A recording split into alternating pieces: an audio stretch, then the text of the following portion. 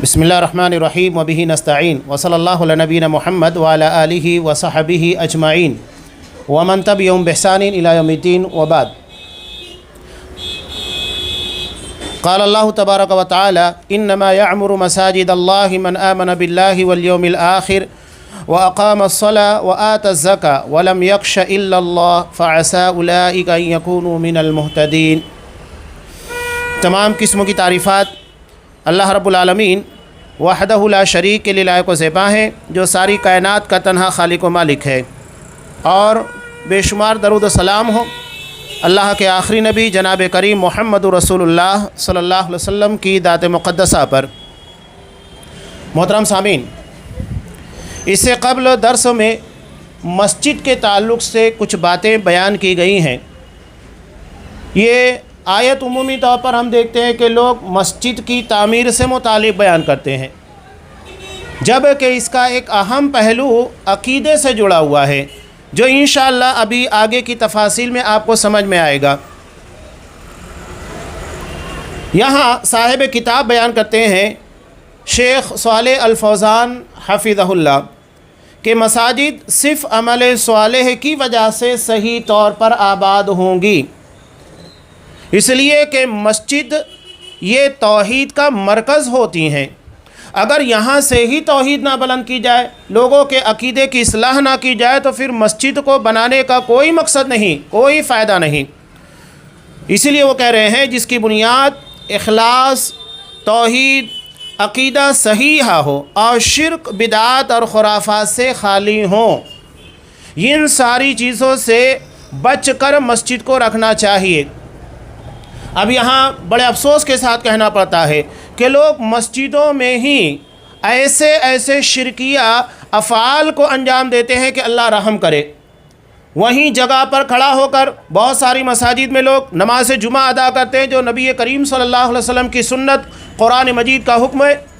وہیں صلاۃ غوثیہ ادا کی جاتی ہے قبلہ کو تبدیل کر کے، نعوذ باللہ، بغداد کی طرف اپنا منہ کر کے صلاۃ غوثیہ، یعنی وہ نماز جو شیخ عبد القادر جیلانی کے لیے پڑھی جائے، نعوذ باللہ، جبکہ قرآن صاف طور پر کہتا ہے قل ان صلاتی ونسکی ومحیای ومماتی للہ رب العالمین، کہہ دو میری نماز، میری قربانیاں، میرا جینا، میرا مرنا سب اللہ تبارک و تعالیٰ کے لیے۔ کتنے افسوس کی بات ہے، جس مسجد کو اللہ تبارک و تعالیٰ کی توحید کی سربلندی کے لیے بنایا گیا، اسی جگہ کے پر نعوذ باللہ اللہ کی عبادت کے ساتھ غیر اللہ کی عبادت کی جاتی ہے۔ شیخ صالح الفوزان حفظ اللہ وہی بیان کرنا چاہتے ہیں کہ مسجد کا مقصد خالص طور کے پر توحید اور عقیدہ صحیحہ ہونا چاہیے، نہ کہ آپ مسجد میں ہی شرک کریں، بدعات کریں، خرافات کریں۔ اس لیے آگے کہتے ہیں کہ صرف مٹی، گارے، تزئین کاری اور بلند ترین عمارتوں یا قبروں پر اس کی تعمیر کرنے سے آباد کاری نہیں ہوگی۔ اصل مسجد اس وقت تعمیر ہوگی، آباد ہوگی، جب اسے عقیدہ صحیحہ، شرک اور بدعات، ان تمام چیزوں سے پاک و صاف رکھا جائے۔ اسی وجہ سے نبی کریم صلی اللہ علیہ وسلم نے لعنت بھیجی ان لوگوں کے پر جنہوں نے مسجدوں کو اللہ کی عبادت کے بجائے غیر اللہ کے لیے بنا لیا، جیسا کہ یہود اور نصارہ کے پر آپ صلی اللہ علیہ وسلم نے لعنت بھیجی۔ لعن اللہ الیہود والنصارى اتخذوا قبور انبیائہم مساجدا، اللہ کی لعنت ہو یہود اور نصارہ کے پر جنہوں نے اپنے انبیاء کی قبروں کو مسجد بنا لیا۔ وہاں مسجد بنانے کے پر لعنت نہیں ہے، بلکہ مسجد کے مقصد کو فوت کرنے کی بنیاد کے پر لعنت بھیجی جا رہی ہے کہ مسجد قبروں کے پر نہیں بنائی جائے گی، اس لیے کہ قبروں کے پر بنانے کے بعد اللہ کی توحید باقی نہیں رہ جائے گی، بلکہ قبروں کی تعظیم اس میں شامل ہو جاتی ہے۔ اسی وجہ سے آپ صلی اللہ علیہ وسلم نے مساجد کو چاہے نبی کی قبروں ہی کیوں نہ ہو اس کے پر بنانے سے منع کیا، لعنت بھیجی ہے ایسے لوگوں کے پر۔ قرآن مجید نے صاف کہا وَلَمْ يَخْشَ إِلَّا اللَّهُ، جو اللہ کے علاوہ کسی سے نہ ڈرے۔ اب یہ خشیت کون سی ہے جو یہاں پر بتائی گئی؟ یہاں امام ابن عطیہ رحمہ اللہ بیان فرماتے ہیں کہ یہ جو خشیت ہے یعنی صرف اللہ سے ڈرنا، اس کا مطلب کیا ہے؟ یہاں تعظیم، عبادت اور اطاعت کی خشیت مراد ہے، ورنہ لوگوں سے تو ڈرتے ہی ہیں۔ اگر کوئی لوگوں سے ڈر رہا ہے تو اس کا مطلب یہ ہے کہ اللہ کا ڈر اس کے دلوں کے اندر نہیں ہے۔ اسی لیے وہ کہتے ہیں اس لیے کہ انسان تو لا محالہ دنیاوی خطرات سے ڈرتا ہے، یہ لازمی ہے کہ وہ دنیاوی خطرات سے ڈرتا ہے۔ ہمارے یہاں پر بھی لوگ مسجد تعمیر کرنے لگتے ہیں، خصوصی طور پر اہل حدیث کی مساجد۔ کتنی جگہ کے پر اس طرح کے مسائل پیش آئے۔ اولاً مسجد بننے نہیں دی جاتی ہے، اور اگر وہاں مسجد کی تعمیر ہونے لگے، کتنی جگہ کے پر مسجدوں کو تعمیر ہونے کے بعد نعوذ باللہ توڑ دیا گیا، اور اسے کوئی غیر نے نہیں، مسلمانوں نے توڑا ہے۔ کتنے افسوس کی بات ہے کہ مسلمان ہی مسجدوں کو توڑتا ہے اور اس کے بعد بابری مسجد کے توڑے جانے کے پر اعتراض جتاتا ہے۔ خود توڑتے ہیں اور غیروں کے ذریعے بابری مسجد کے توڑے جانے کے پر اعتراض۔ اگر آپ کو بابری مسجد کے توڑے جانے پر اعتراض ہے اور ہونا چاہیے، تو پھر اپنوں کے درمیان رہ کر مسجدوں کو توڑنا یہ کہاں سے جائز ہو جاتا ہے؟ تو یہ ہے وَلَمْ يَخْشَ إِلَّا اللَّهِ، اللہ کے علاوہ کسی سے نہ ڈرے، یعنی جیسی اللہ کی تعظیم ہونی چاہیے، جیسی اللہ کی عبادت ہونی چاہیے، اور جس طرح اللہ کی اطاعت و فرما برداری ہونی چاہیے اسی طرح وہ اطاعت و فرما برداری کرے۔ یہاں آگے صاحب کتاب ایک حدیث کو نقل کر رہے ہیں۔ واقعہ ہے کہ حضرت امیر معاویہ رضی اللہ تعالیٰ عنہ، انہوں نے ایک خط حضرت عائشہ رضی اللہ تعالیٰ عنہ کو یہ مطالبہ کرتے ہوئے لکھا کہ وہ ایک خط لکھیں جس میں انہیں وصیت کرے لیکن طویل نہ ہو، مختصر ہو، سمجھ میں آ جائے، اتنی نصیحت اور وصیت ہو۔ تو حضرت عائشہ رضی اللہ تعالیٰ عنہ نے لکھا جس کا نص اور متن یہ ہے کہ معاویہ کی طرف آپ پر سلامتی ہو، اما بعد میں نے رسول اللہ صلی اللہ علیہ وسلم کو فرماتے ہوئے سنا ہے جو لوگوں کو ناراض کر کے اللہ کی خوشنودی تلاش کرتا ہے تو اللہ اس کے لیے لوگوں کی طرف سے پہنچنے والی تکلیفوں کے لیے کافی ہو جاتا ہے، اور جو اللہ کو ناراض کر کے لوگوں کی خوشی چاہتا ہے تو اللہ اسے لوگوں کے حوالے کر دیتا ہے۔ والسلام، اسے ابو نعیم نے حلیہ کے اندر روایت کیا ہے، ان کی کتاب حلیۃ الاولیاء جو ہے اس کے اندر اس روایت کو نقل کیا ہے صحیح سند کے ساتھ۔ اب یہاں جو حدیث حضرت عائشہ رضی اللہ تعالیٰ عنہ نے روایت کی، نبی کریم صلی اللہ علیہ وسلم کی بہت اہم حدیث ہے۔ اس کا پہلا حصہ یہ ہے کہ جو شخص اللہ کی خوشنودی کے تلاش میں رہتا ہے، اللہ کو راضی کرنا چاہتا ہے، لوگوں کو نہیں، اس کا مقصد صرف اللہ تبارک و تعالیٰ کی خوشنودی ہے جسے اخلاص سے تعبیر کیا جاتا ہے، تو نتیجہ کیا ہوتا ہے؟ اللہ تعالیٰ اس کے لیے لوگوں کی طرف سے پہنچنے والی تکلیفوں کے لیے کافی ہو جاتا ہے۔ اس کا مطلب یہ ہے کہ اگر اللہ کی رضا کے لیے کام کیا جائے تو بہت ساری رکاوٹیں آئیں گی، لوگ رکاوٹیں کھڑی کریں گے، تکلیفیں پہنچانے کی کوشش کریں گے، کام نہیں ہونے دیں گے، بدنام کریں گے، الزام تراشیاں، بہت ساری چیزیں۔ انبیاء کرام کی ذات ہمارے لیے اس باب کے اندر روشن نمونہ ہے، کیا کیا الزامات نہیں لگائے گئے، چاہے وہ محمد رسول اللہ صلی اللہ علیہ وسلم ہو یا دیگر انبیاء کرام، اور جو بھی اس راہ کے پر چلا اس کے ساتھ اسی طرح کا معاملہ پیش آیا ہے۔ چنانچہ جو اللہ کو راضی کرنا چاہتا ہے اس کی خوشنودی کی تلاش میں رہتا ہے، تو نتیجہ یہ ہوتا ہے لوگوں کی طرف سے آنے والی تکالیف اللہ تبارک و تعالیٰ خود اس کا دفاع کرتا ہے، خود اسے دور کرتا ہے۔ یہ بہت بڑی بات ہے۔ دو باتیں معلوم ہو رہی ہیں۔ پہلی بات تو یہ ہے کہ اگر اللہ کی خوشنودی کے لیے کام کیا جائے تو تکالیف کا سامنا کرنا ہوگا، لوگ رکاوٹیں کھڑی کریں گے، پریشان کرنے کی کوشش کریں گے، اور بہت سارے الزامات اور بہتانوں کے ذریعے کام کو روکیں گے، شخصیات کو بدنام کریں گے۔ اور دوسری چیز یہ ہے کہ اس سے ڈرنے کی ضرورت نہیں، اللہ خود کافی ہے، اللہ اس کا خود جواب دے گا، ان تکالیف کو اللہ خود دور کرے گا۔ یہ بہت بڑی نعمت ہے، انعام ہے ان طاعات کے لیے جو اللہ تبارک و تعالیٰ کی رضا کے لیے اس کے دین کا کام کرتے ہیں۔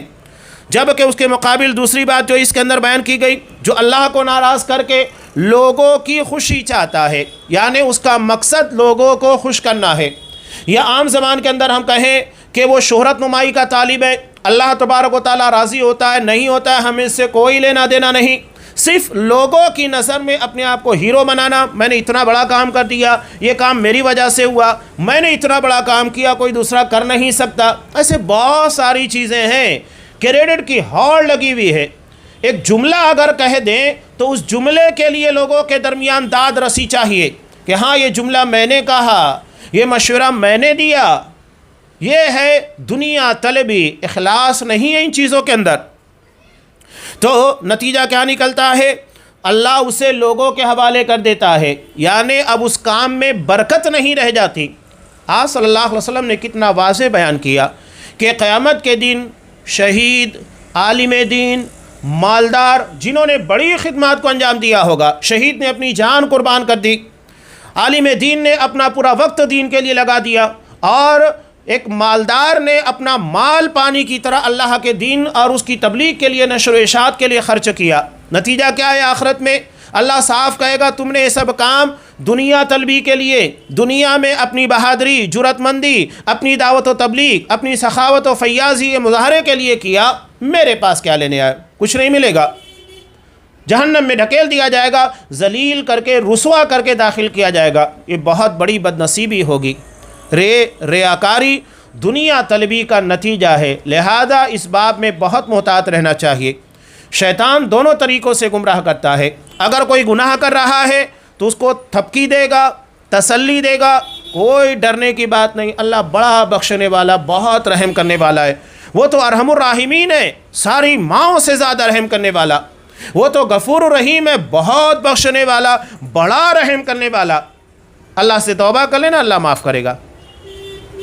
اور اگر کوئی نیکی کرنے لگتا ہے تو اس میں شہرت، ریاکاری، دنیا طلبی، لوگوں کے درمیان اپنے نام کو بڑا کر کے پیش کرنے کا جذبہ، ان ساری چیزوں سے وہ اس کے عمل کو ضائع کرنے کی کوشش کرتا ہے۔ اسے معلوم ہے کہ یہ کام کرنے سے رکے گا نہیں، تو اس کے کام کو کس طرح ڈائنامائٹ کیا جائے، اس کے اجروں کو کیسے ضائع کیا جائے، وہ کام کرتا ہے۔ چنانچہ امام ابن حبان رحمہ اللہ نے اپنی صحیح میں اس لفظ کے ساتھ اس روایت کو بیان کیا ہے کہ نبی کریم صلی اللہ علیہ وسلم نے ارشاد فرمایا، جو لوگوں کو ناراض کر کے اللہ کو خوش کرتا ہے، یعنی اس کے عمل کی وجہ سے لوگ ناراض ہو جاتے ہیں لیکن اللہ خوش ہوتا ہے، تو اللہ اس سے راضی ہو جاتا ہے۔ چونکہ اس نے وہ کام اللہ کی رضا کے لیے کیا تھا، اس لیے اللہ راضی ہو گیا، اور لوگوں کو بھی راضی کر دیتا ہے۔ کچھ لوگ ناراض ہوں گے، اس سے کوئی مطلب نہیں۔ جن لوگوں کے دلوں کے اندر شہرت طلبی ہوتی ہے، دنیا داری ہوتی ہے، دنیا طلبی ہوتی ہے، فتنہ پرور ہوتے ہیں، وہ تو ناراض ہوں گے۔ کتنا بھی اچھا کام کیجئے وہ ناراض ہوں گے، اس میں نکتہ چینیاں کریں گے، اور بلا وجہ کے پیڑا چھیلنے کی باتیں کریں گے، بال کی کھال نکالنے کی کوشش کریں گے، دوسروں کے بڑے بڑے کاموں کو چھوٹا سا بنا کر پیش کریں گے، اور اپنے چھوٹے سے کام کو بہت بڑا بنا کر پیش کریں گے کہ میں نے جو کام کیا وہ بہت بڑا کام ہے۔ یہ ہے دنیا دار اور دنیا کے طلبگاروں کا معاملہ۔ تو یہاں آپ صلی اللہ علیہ وسلم نے بیان کیا، جو لوگوں کو ناراض کر کے اللہ کو خوش کرتا ہے تو اللہ اس سے راضی ہو جاتا ہے اور لوگوں کو بھی راضی کر دیتا ہے، اور جو اللہ کو ناراض کر کے لوگوں کو خوش کرتا ہے، تھوڑا سا کام کر لیا، جا کر بتانے لگ جائے دیکھو یہ کام میں نے کیا ہے، تاکہ لوگ خوش ہو جائے، لوگ اس کی تعریف کریں کیا کام کیا ہے، تو اللہ اس سے ناراض ہو جاتا ہے، چونکہ وہ کام اس نے اللہ کے لیے نہیں بلکہ لوگوں کے لیے کیا۔ اور ایک دن ایسا آتا ہے، آپ صلی اللہ علیہ وسلم نے کہا، اور لوگوں کو بھی اس سے ناراض کر دیتا ہے، یعنی لوگ بھی اس سے ناراض ہو جاتے ہیں۔ نتیجہ کیا نکلا؟ نہ اللہ راضی ہوا، نہ تو لوگ راضی ہوئے۔ جبکہ اگر کوئی شخص اللہ کی رضا کے لیے کام کرے گا تو اللہ بھی راضی ہوگا اور ناراض لوگوں کو بھی راضی کر دے گا، خوش کر دے گا۔ آگے شیخ صالح الفوزان حفظہ اللہ حضرت علامہ ابن تیمیہ رحمۃ اللہ علیہ کا ایک طویل قول نقل کر رہے ہیں، جو حضرت عائشہ رضی اللہ تعالیٰ عنہ کی حدیث کے ضمن میں ہے۔ اس کی بہترین تفصیل یہاں وہ بیان کر رہے ہیں۔ علامہ ابن تیمیہ رحمۃ اللہ علیہ بیان فرماتے ہیں کہ حضرت عائشہ رضی اللہ تعالیٰ عنہ نے حضرت امیر معاویہ رضی اللہ تعالیٰ عنہ کو خط لکھا اور روایت کو مرفوعاً یعنی اللہ کے رسول صلی اللہ علیہ وسلم کے نام سے بیان کیا کہ جو لوگوں کو ناراض کر کے اللہ کی خوشنودی کی تلاش کرتا ہے تو اللہ اس کے لیے لوگوں کی طرف سے پہنچنے والی تکلیفوں کے لیے کافی ہو جاتا ہے، اور جو اللہ کو ناراض کر کے لوگوں کی خوشی چاہتا ہے تو اللہ اسے لوگوں کے حوالے کر دیتا ہے۔ علامہ ابن تیمیہ رحمۃ اللہ علیہ اس حدیث کے بارے میں بیان کرتے ہیں کہ یہ مرفوع روایت کے الفاظ ہیں، اور موقوف یعنی جس کی سند صحابی تک پہنچتی ہے اور اس میں نبی کریم صلی اللہ علیہ وسلم کے قول اور فعل کا تذکرہ نہ کیا جائے۔ موقوف روایت اس طرح ہے، وہ بیان کر رہے ہیں کہ جو لوگوں کو ناراض کر کے اللہ کو خوش کرتا ہے تو اللہ اس سے راضی ہوتا ہے اور لوگوں کو بھی اس سے راضی کر دیتا ہے، لیکن جو اللہ کو ناراض کر کے لوگوں کو خوش کرتا ہے تو لوگوں میں اس کی تعریف کرنے والے بھی اس کی مذمت میں کرنے لگ جاتے ہیں۔ یہ موقوف روایت ہے۔ موقوف کا مطلب کسی صحابی کا قول ہے، نبی کریم صلی اللہ علیہ وسلم کا فرمان یا آپ کا عمل نہیں ہے، تو یہ موقوف روایت ہے۔ اس میں یہ وضاحت کر دی گئی ہے کہ جو شخص لوگوں کو خوش کرتا ہے تو نتیجہ یہ نکلتا ہے کہ لوگوں میں اس کی تعریف کرنے والے اس کی مذمت کرنے لگ جاتے ہیں، یعنی جو اس کی تعریف آج کل رہے تھے کل اس کی مذمت کرنے لگتے ہیں کہ اس نے بہت غلط کام کیا، کیونکہ ریاکاری بہرحال کسی نہ کسی موڑ کے پر آ کر واضح ہوتی ہے، شہرت طلبی سمجھ میں آتی ہے، حرکتوں سے، قول سے، جملوں سے سمجھ میں آتا ہے کہ اس آدمی کے اندر شہرت نمائی ہے، دنیا طلبی ہے، یہ لوگوں میں ناموری چاہتا ہے۔ اس کے کردار اس کی زبان سے بالکل واضح ہو جاتا ہے۔ انسان ایک مرتبہ دو مرتبہ کچھ دن تک اسے جھیلے گا، لیکن آخر کا نتیجہ یہ نکلے گا کہ لوگ خود اس کی مذمت کرنے لگ جائیں گے، اس لیے کہ اس کے اندر اخلاص نہیں ہے، ریاکاری پائی جاتی ہے۔ چنانچہ علامہ ابن تیمیہ رحمۃ اللہ علیہ بیان کرتے ہیں یہ دین کی عظیم ترین فقہ ہے، سمجھ، یعنی جو اسے سمجھ گیا اس نے دین کے ایک بہت اہم معاملے کو سمجھ لیا۔ اور اہم کیوں نہیں ہے کہ اگر ہمارے عملوں میں اخلاص نہیں ہے تو اللہ کیا قبول نہیں ہوگا؟ سب رد ہو جائے گا، نہ شہادت قبول ہونے والی ہے، نہ دعوت و تبلیغ، نہ ہمارے صدقہ و خیرات، کوئی نیکی اللہ کیا قبول نہیں ہوگی اگر اس میں اخلاص نہیں ہے تو۔ اسی لیے کہہ رہے ہیں اس چیز کو سمجھنا کہ اللہ کو راضی کرنا اصل مقصود ہونا چاہیے، لوگوں کو نہیں۔ اگر ہم اللہ کو راضی کرنے کے لیے کام کریں گے اخلاص ہوگا، اللہ ناراض لوگوں کو بھی راضی کر دے گا، لیکن اگر لوگوں کو راضی کرنے کے لیے کریں گے اللہ کو ناراض کر کے، ناخوش کر کے، تو اللہ تو ناخوش ہوگا ہی، ساتھ میں ساتھ لوگ ہم سے ناراض ہوں گے، مذمت کریں گے۔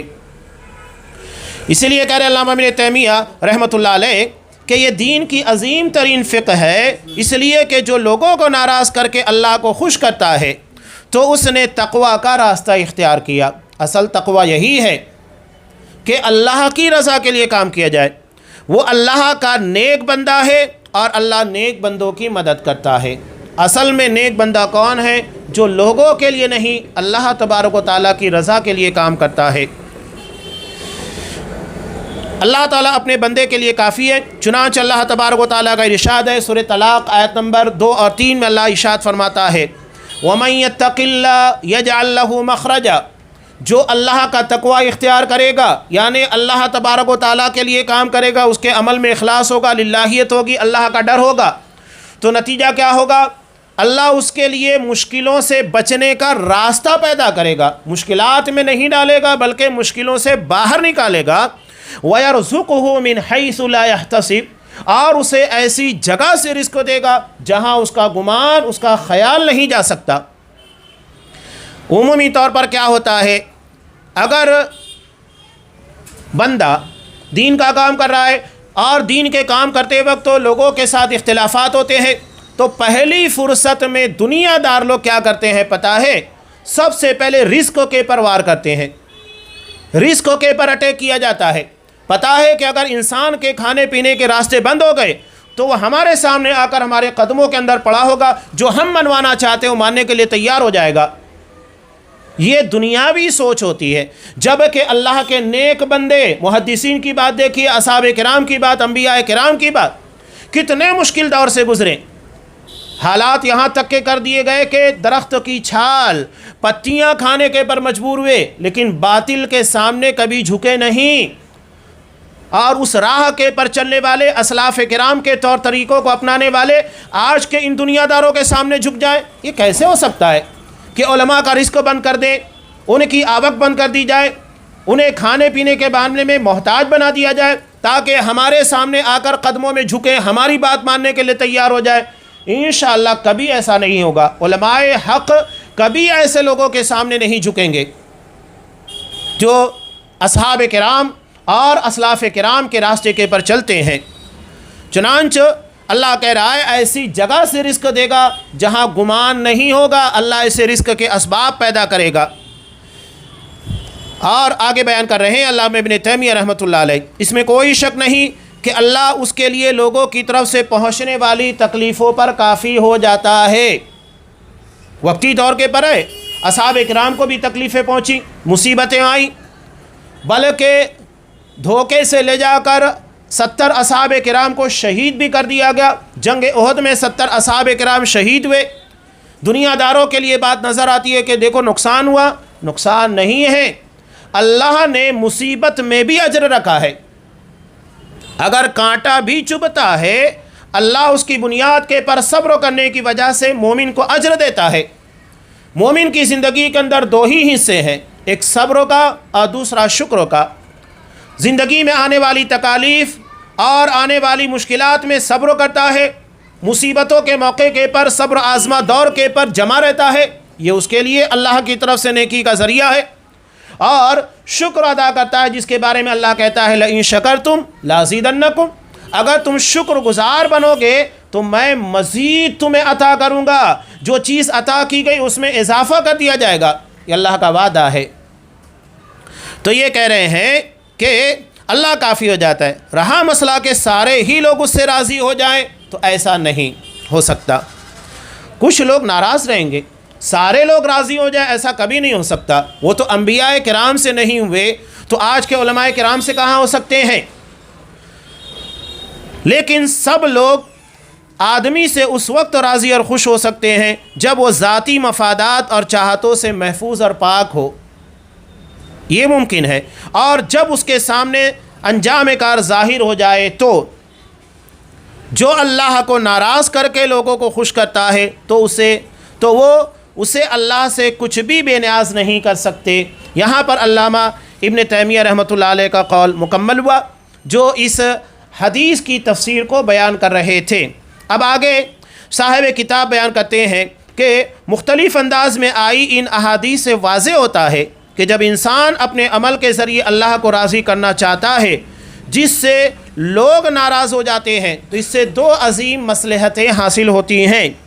پہلی اللہ کی رضا، اللہ کی اور لوگوں کی رضا، یہ بڑی اور اہم چیز حاصل ہوتی ہے۔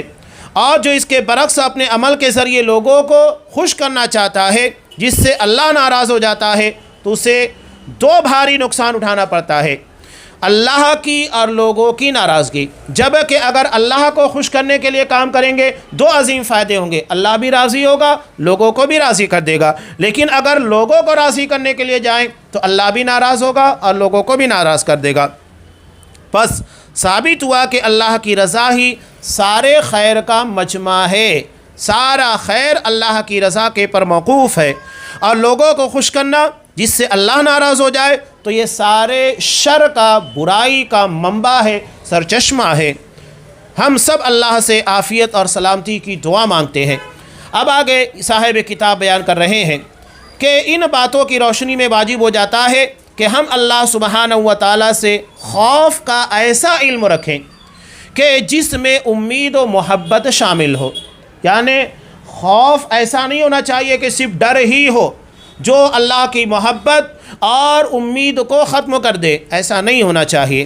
ایسا خوف نہ ہو جو اللہ کی رحمت سے مایوسی کا باعث بنے، یہ بہت اہم چیز ہے۔ خوف اللہ سے ہونا چاہیے لیکن اتنا نہیں کہ وہ امید اور محبت کو ختم کر دے، ایسا نہیں ہونا چاہیے۔ پس مومن اللہ کی طرف خوف اور امید کے درمیان بڑھتا ہے، یعنی خوف اور امید دونوں چیزیں اس کے پاس ہوتی ہے، یعنی وہ اللہ کے عذاب سے ڈرتا ہے اور اس کی جنت کی امید رکھتا ہے اور اللہ سے محبت کرتا ہے۔ اس کی ایک مثال بہت پیاری عقیدے کی کتاب کے اندر دی جاتی ہے، جیسا کہ پرندہ یہ اپنے 2 بازوؤں سے پرواز کرتا ہے، اگر اس کا ایک بازو بھی کمزور پڑ جائے یا ٹوٹ جائے وہ نہیں اڑ سکتا۔ کیوں؟ اس لیے کہ اس کا بیلنس اپنی جگہ کے پر برقرار نہیں ہے، تو اسے پرواز کرنے کے لیے، اڑان بھرنے کے لیے دونوں بازوؤں کا بیلنس کے ساتھ اپنی جگہ کے پر ثابت رہنا ضروری ہے۔ یہی معاملہ امید اور خوف کا ہے، یعنی جتنی امید ہونا چاہیے اتنا ہی خوف بھی ہونا چاہیے، دونوں میں کمی بیشی یہ ہمارے عقیدے کی پرواز کو کمزور کر دے گی۔ یہ چیز ہے جو یہاں پر بیان کی جا رہی ہے۔ چنانچہ یہ کہتے ہیں کہ اس طرح کے صرف خوف نہیں رکھنا کہ اللہ کی رحمت سے مایوس ہو جائیں، اور نہ ہی صرف امید رکھنا کہ اللہ کے عذاب سے بے پرواہ ہو جائیں، دونوں چیزیں ضروری ہیں، اس لیے کہ اللہ کی رحمت سے نا امیدی اور اس کے عذاب سے لاپرواہی دونوں ہی توحید کے منافی ہیں، یعنی اللہ کی رحمت سے نا امید بھی نہیں ہونا ہے اور نہ ہی اللہ کے عذاب سے لاپرواہ ہونا ہے، اس کی گرفت سے اور اس کی پکڑ سے، دونوں چیزیں ضروری ہیں۔ چنانچہ اللہ ارشاد فرماتا ہے افامنوا مکر اللہ، کہ کیا وہ لوگ اللہ کی گرفت، اللہ کے مکر سے بے خوف ہو گئے ہیں، مامون ہو گئے، انہیں ڈر نہیں لگتا ہے؟ فلا یأمن مکر اللہ الا القوم الخاسرون، تو اللہ کی پکڑ سے بجز ان کے جن کی شامت ہی آ گئی ہو کوئی بے فکر نہیں ہو سکتا، یعنی بے فکر ہونے والے لوگ وہ ہیں جن کی شامت آئی ہے اور جن کے پر اللہ کا عذاب نازل ہونے والا ہے۔ اور اللہ کا ارشاد ہے انہ لا ییأس من روح اللہ الا القوم الکافرون، کہ یقیناً رب کی رحمت سے نا امید وہی ہوتے ہیں جو کافر ہوتے ہیں۔ اسی لیے کہا جاتا ہے نا امیدی کفر ہے، مایوسی کفر ہے، اللہ کی رحمت سے نا امید نہیں ہونا چاہیے۔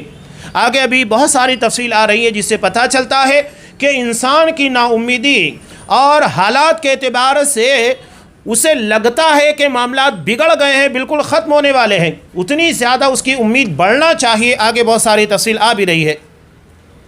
چنانچہ یہاں آگے ایک اور آیت کو کوٹ کر رہے ہیں کہ اللہ تبارک و تعالیٰ ارشاد فرماتا ہے وَمَن يَقْنَطُ مِن رَحْمَةِ رَبِّهِ إِلَّا الضَّالُّونَ، سورہ ہجر آیت نمبر 56 ہے کہ اپنے رب کی رحمت سے نا امید تو صرف گمراہ اور بہکے ہوئے لوگ ہی ہوتے ہیں۔ اس کا مطلب یہ ہے کہ اگر ہم اللہ کی رحمت سے نا امید ہو گئے تو یہ گمراہ اور بہکے ہوئے لوگوں کی پہچان ہے، مومن کی پہچان نہیں ہے۔ مومن اللہ کی رحمت سے نا امید نہیں ہوتا ہے۔ آگے شیخ صالح الفوزان حفظہ اللہ ایک بہت پیارا قول نقل کر رہے ہیں حضرت امام اسماعیل بن رافع رحمہ اللہ کا۔ یہ فرماتے ہیں کہ اللہ کی پکڑ سے بے فکر ہونے کی ایک صورت یہ ہے کہ بندہ گناہ پر قائم رہتے ہوئے اللہ سے مغفرت کی امید رکھے، یہ ہے اللہ کی پکڑ سے بے فکر ہونے کی علامت، یعنی گناہ کے پر گناہ کرتے جا رہا ہے اور سمجھتا ہے کہ اللہ تبارک و تعالیٰ مجھے بخش دے گا، یہ دراصل اللہ کی پکڑ سے لاپرواہ ہونا ہے، غافل ہو جانا ہے۔ ایک شاعر بہت پیاری بات کہتا ہے کہ تصل الذنوب الى الذنوب وترتجی درک الجنان بها وفوز العابد انسیت ان اللہ اخرج آدم منها الى الدنیا بذنب واحد، کہ تو گناہ کے پر گناہ کرتے جا رہا ہے اور یہ امید رکھے ہوئے ہے کہ اللہ تجھے جنت میں مقام عطا کرے گا، تجھے جنت کی چاہت اور جنت کی طلب ہے اور ایک کامیاب عبادت گزار کی طرح کامیابی کی امید رکھے ہوئے ہے۔ انسیتا، کیا تو بھول گیا؟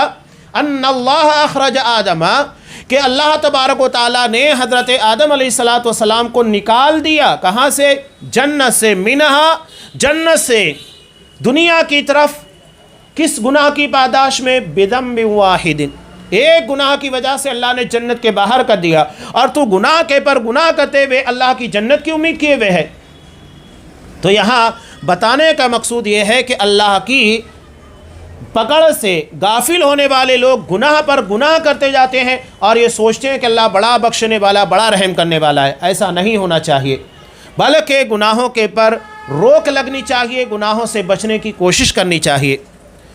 چنانچہ علماء فرماتے ہیں قنوت، جیسا کہ یہاں پر آیت کے اندر لفظ استعمال ہوا ہے وَمَن يَقْنَطُ، یقنط قنوت سے بنا ہوا ہے۔